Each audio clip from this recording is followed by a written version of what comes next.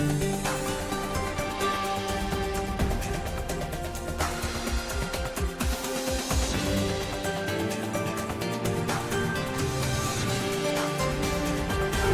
today's World Insight, a closer look at China's ties with the World Trade Organization since its historic entry 20 years ago. Valuable insights from Li Chenggang, the Chinese ambassador to the WTO. It is a mutual success, mutual benefit, and common development outcome. And a bridge in better understanding China and its place in the community of nations, in the words of British journalist, author, and academician Martin Jacques.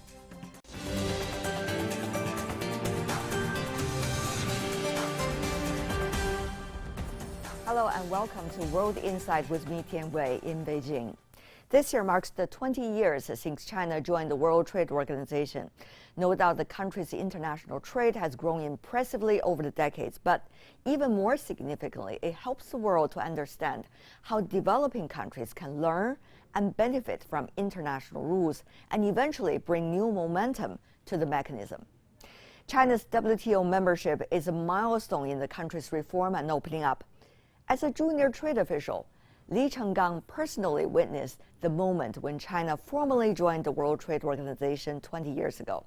Today, as China's top envoy to the World Trade Body, he is working with counterparts in Geneva for more consensus on both WTO reform and a stronger post-pandemic recovery.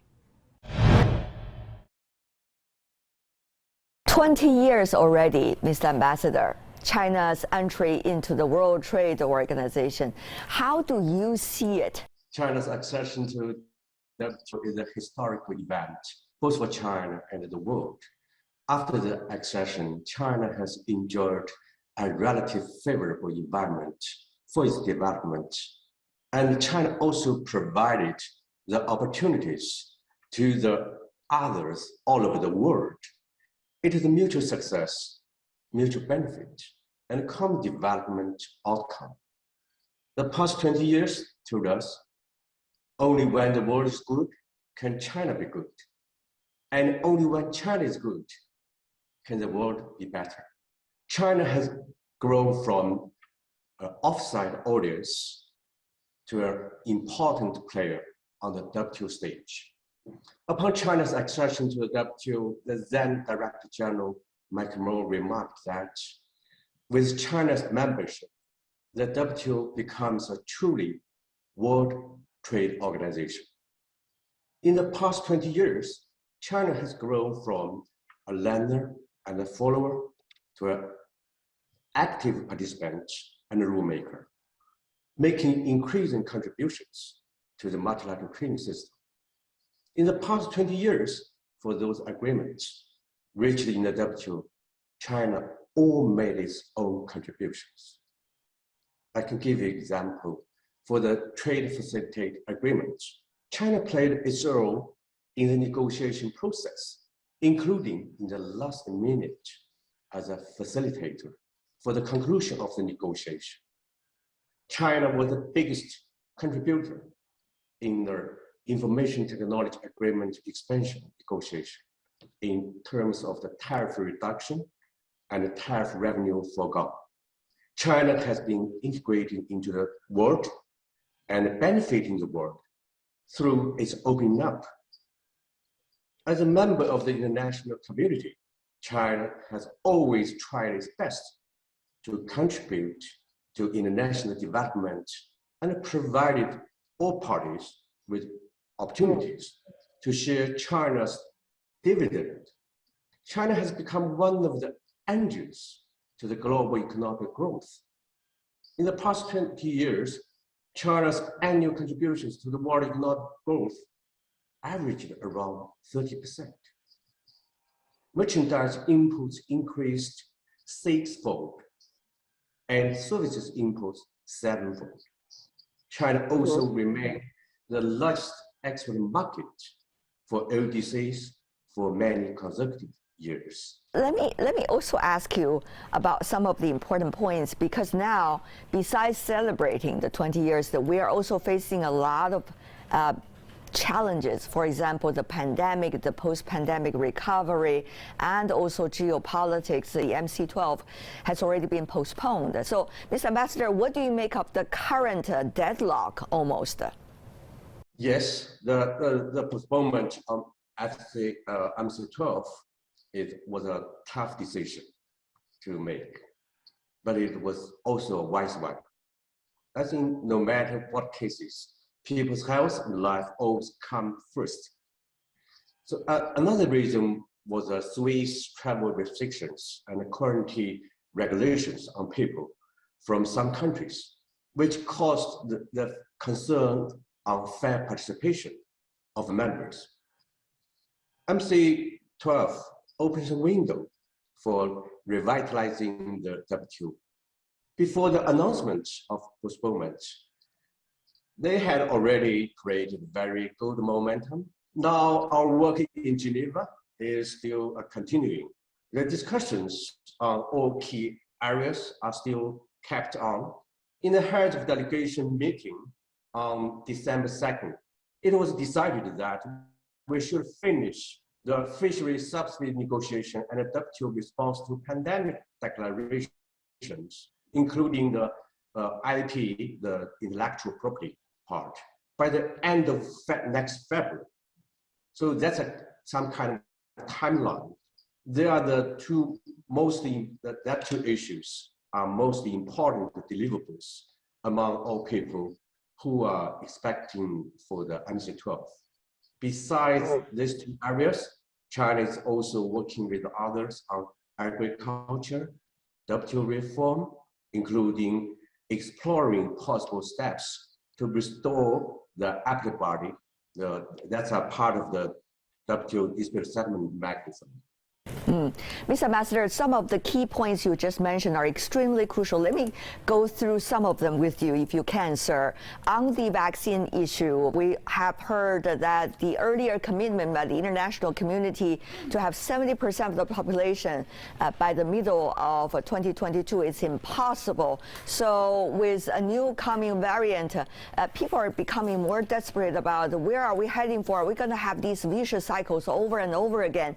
What kinds of discussions and the nature of discussions you have now within the WTO? For example, you yourself participated. Actually, in the WTO, there are a lot of issues discussed now. I think the most important one is the response to pandemic and the fisheries subsidies. Developing members expect some kind of the deliverables on the intellectual property rights. It hopes that kind of deliverable can help the developing members, including the less developing members, can successfully fight against the pandemic. But now, the views among members still far apart. Although some developing members already expressed their willingness to engage in the discussion. But till now, no any solution on the table. So we still keep going and keep in-depth discussion among the members, try to explore the possible landing zone, try to reach the consensus. I think under the pandemic situation, WTO as a trade organization, it should has a role, it should deliver some of the meaningful outcome to help the members. Mr. Ambassador, where does China stand on this issue? You know, now in the WTO on the IP issue, now there are two proposals. One is from the India and South Africa, the developing members. They ask for the IP waiver, intellectual property waiver. Another is from the EU, some kind of proposal on the compulsory license. Now the two issues already under discussion. But from China's point of view, these two proposals are complementary rather than contradictory. And they could play equally important role in the fighting against the pandemic. Against such global pandemic, the lives of human beings should prevail. That's the China's position. We will try to work with the others, try to with a view to reach consensus. Another thing about the WTO reform, sir. Where is China now, given that China's entry into WTO 20 years? We hear mixed voices about what China have achieved for the international community in that regard. So what about China's position now on reform of WTO, sir? Yeah, we have always believed that the WTO should undertake the necessary reforms, but the reform cannot be accomplished overnight. Any reform should adhere to the core values and the basic principles of the multilateral trading system. China is an active participant and a contributor to the WTO reform. As early as in July, I think, 2018, China set up a Sino-EU joint working group on WTO reform with the EU at the vice ministerial level to exchange views on the reform. In 2018, China submitted a position paper on WTO reform. In 2019, China further submitted a proposal. In the discussion on the possible MC12 ministerial declaration, WTO reform is the most important part. Currently, the discussion is focused on how to revitalize the WTO functions, including negotiations, monitoring, and dispute settlement. Among them, to ensure a well-functioning dispute settlement is a priority to China and many members. And we do hope discussions could be carried on in the coming year. China has actively participated in the WTO Joint Statement Initiative on services, domestic regulation, and e-commerce. And now the JSI, Joint Statement Initiative, is another approach, try to make the WTO more relevant and more closely with the development of the world. So I think all the approach we are taking now is kind of efforts among the members, try to make the organization can be more successful. What about the opinions among the big trading nations, such as China, such as the U.S., such as the EU? It's no secret that China-U.S. relationship is in a very interesting period of time. So what would that mean, Mr. Ambassador, for China's contribution and the U.S. contribution in the discussion for WTO reform? Yeah, I think that China, the United States, and the EU are the most important members of the WTO. The three members are biggest importers and exporters in the world, as well as important investment host and receiving members. A predictable and stable global business environment provided by a rule-based multilateral trading system are more critical to them. Besides, to address global challenges such as climate change and COVID-19 pandemic, need WTO's role. So China, the US, and the EU have common responsibility in this regard. So on the one hand, we have different views, but on the other hand, we share the same objective. We share the common responsibility. We need to try to explore the common ground on the WTO issues. That's a responsibility should be taken by all the three important players. What is it like, your working relationship with your counterpart from the U.S., for example, from the EU, personally? If you look at our working relationship in Geneva, actually we share very good working relationship with them.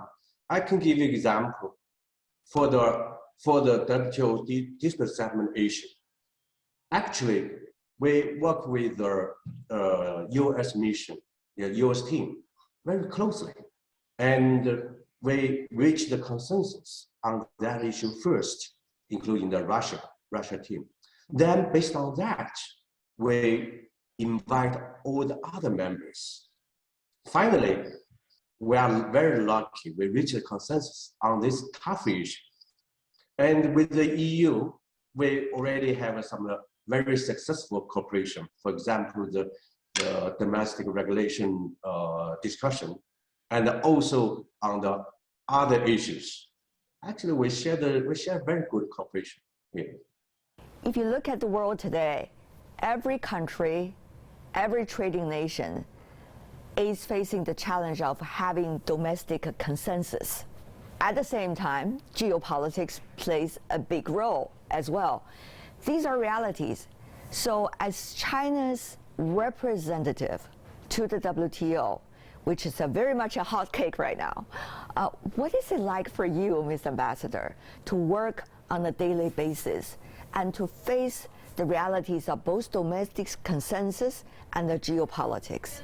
Yeah, I think if we look at the experience of after China's accession to the WTO, I think all of us witnessed the huge changes in China.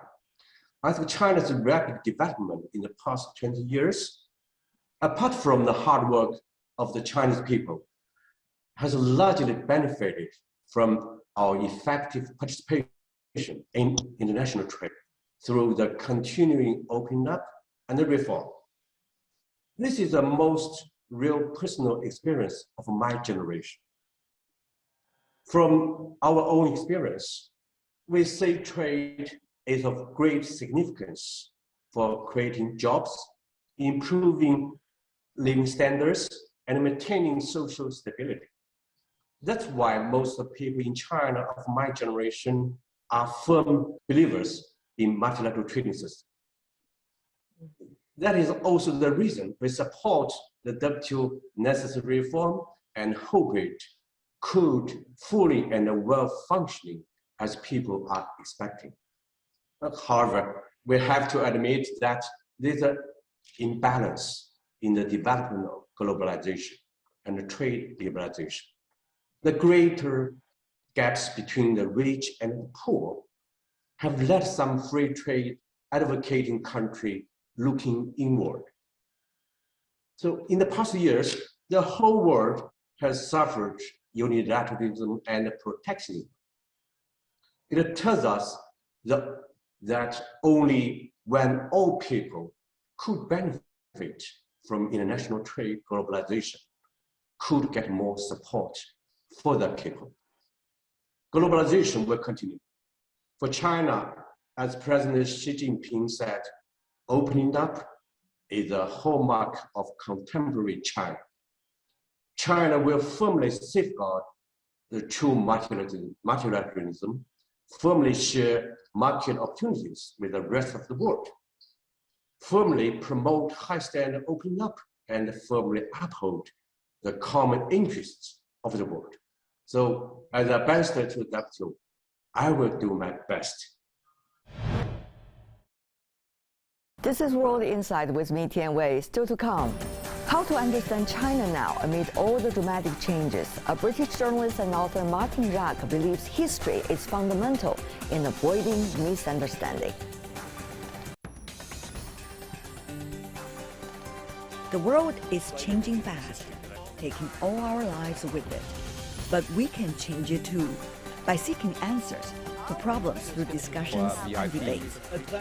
On World Insight, I ask direct questions to real people in the know, seek genuine answers, but respect diverse perspectives. Our live global debates tackle the most critical issues head-on. World Insight with Tian Wei go beyond the headlines. This is World Insight with me, Tian Wei. Last month's meeting between the Chinese President Xi Jinping and U.S. President Joe Biden, some say, injected certainty to China-U.S. ties, but still some people are curious about how the two countries will proceed from here. Martin Jacques is one of them, a British scholar who studied China's history for decades. Take a listen on my earlier conversation with him. Certainly the level of sophistication to understand China and also the level of patience for China to understand the others' misunderstanding about China has increased, hasn't it? I did think that at some point relations would become more difficult because the Americans' position on China was based on an illusion that China would westernize and China could not sustain its economic growth, and both of these proved to be mistaken. How would you, Martin, assess and analyze China's reactions to it? Mainly, you see the takeaways from the latest Central Committee meeting of the party. How do you see the takeaways of that meeting, and how much do you think it reflects China's mentality in response to what's going on in other parts of the world regarding China or not?